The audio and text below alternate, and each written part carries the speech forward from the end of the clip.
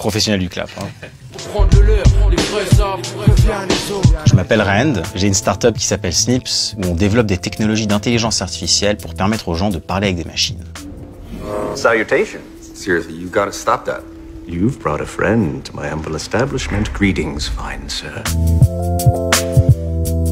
L'intelligence artificielle de demain, je l'imagine beaucoup plus comme une sorte de R2D2 qui serait capable de faire des choses pour nous quand on lui demande, et beaucoup moins comme un humain artificiel avec lequel on pourrait avoir des vraies conversations. Et la raison, c'est extrêmement simple, c'est que pour reproduire l'intelligence humaine et du coup être capable d'avoir des conversations un petit peu poussées et philosophiques avec une machine, il faudrait déjà qu'on arrive à recréer une sorte de conscience dans la machine, et ça, on ne sait même pas si les animaux en ont. Your body is not who you are.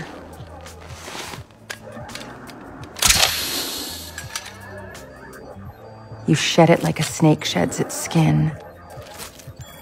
Leave it forgotten behind you.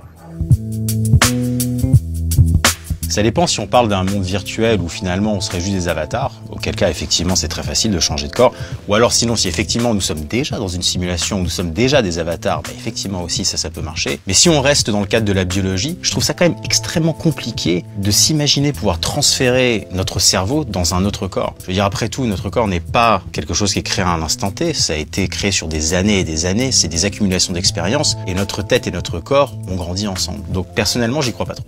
It's about to get weirder. Oh no, that's possible. We got a decision to make. Si jamais effectivement on peut transporter son esprit d'un corps à un autre, c'est vrai que ça paraît plutôt utile d'avoir plusieurs corps au cas où on a eu un accident ou quelque chose qui s'est passé avec le premier. Mais même au-delà de ça, le clonage en général peut être aussi une nouvelle façon futuriste d'imaginer avoir des enfants. Plutôt que d'avoir des enfants avec un autre humain, on peut très bien imaginer, si on est extrêmement mégalo, avoir soi-même comme enfant. Perso, c'est pas forcément ce que je pense être une bonne idée, mais pourquoi pas. Portable 3D bioorganic printer. Do you have any idea how illegal and expensive these are? Il y a une invention qui, à mon avis, peut véritablement complètement changer la nature de la relation entre les humains et la technologie, entre la biologie et la technologie. Ce sont les implants cérébraux. Parce qu'autant on ne pourra jamais avoir une intelligence artificielle qui soit humaine, mais d'imaginer avoir une puce qui connecte notre cerveau humain à une intelligence artificielle et à d'autres machines, ça c'est tout à fait plausible. D'ailleurs, on a déjà commencé à avoir des premières expériences, on a déjà aujourd'hui la capacité de connecter quelques neurones. Donc extrapoler ça dans le futur et s'imaginer avoir véritablement une interface homme-machine par la pensée, c'est totalement plausible. They don't have this where you come from either.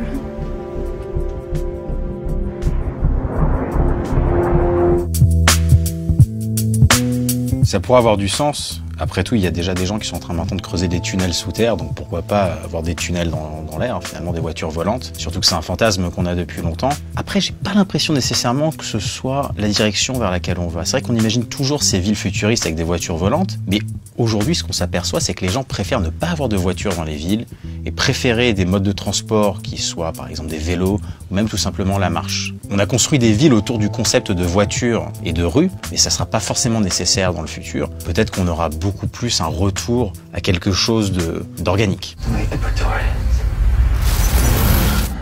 Excellent. La réalité virtuelle, à partir du moment où elle devient réelle, finalement, il y a forcément des gens qui vont vouloir vivre uniquement dedans. Et je peux comprendre, c'est vrai que d'une certaine façon, si notre vie est absolument catastrophique, tant qu'à faire, autant s'échapper. Mais pour la majorité, je pense qu'on va vivre dans un monde qui sera un peu plus une combinaison. C'est-à-dire qu'on fera des choses dans un monde virtuel et on fera des choses dans un monde réel. Peut-être même qu'au bout d'un moment, les deux se mélangeront, on sera incapable de faire la différence. Un peu comme Matrix. Gonna need to search the bag, sir.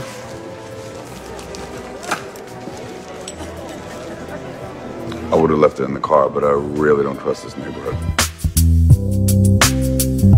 Ceux qui travaillent en tout cas à créer un futur stylé, je ne pense pas qu'ils cherchent à le réserver qu'aux riches. Et d'ailleurs pour une raison extrêmement simple, c'est que la majorité de la population n'est pas riche. Donc tant qu'à faire, autant proposer quelque chose pour la majorité des gens. C'est plus facile de faire ça dans le monde virtuel parce que tout est gratuit et dématérialisé. Quand il s'agit d'un corps qu'il faut acheter, ça peut effectivement demander certaines ressources financières qui ne rendraient pas ça accessible à tous. Ce qui peut-être en fait veut tout simplement dire qu'on ne devrait pas créer ces corps clonés artificiels dans lesquels on pourrait se transporter. Peut-être qu'il faut être juste très content d'être capable de créer tout ce monde hyper digitalisé et finalement de l'intelligence artificielle. Stop le flot, faut prendre de l'air, les vrais arbres, reviens les autres.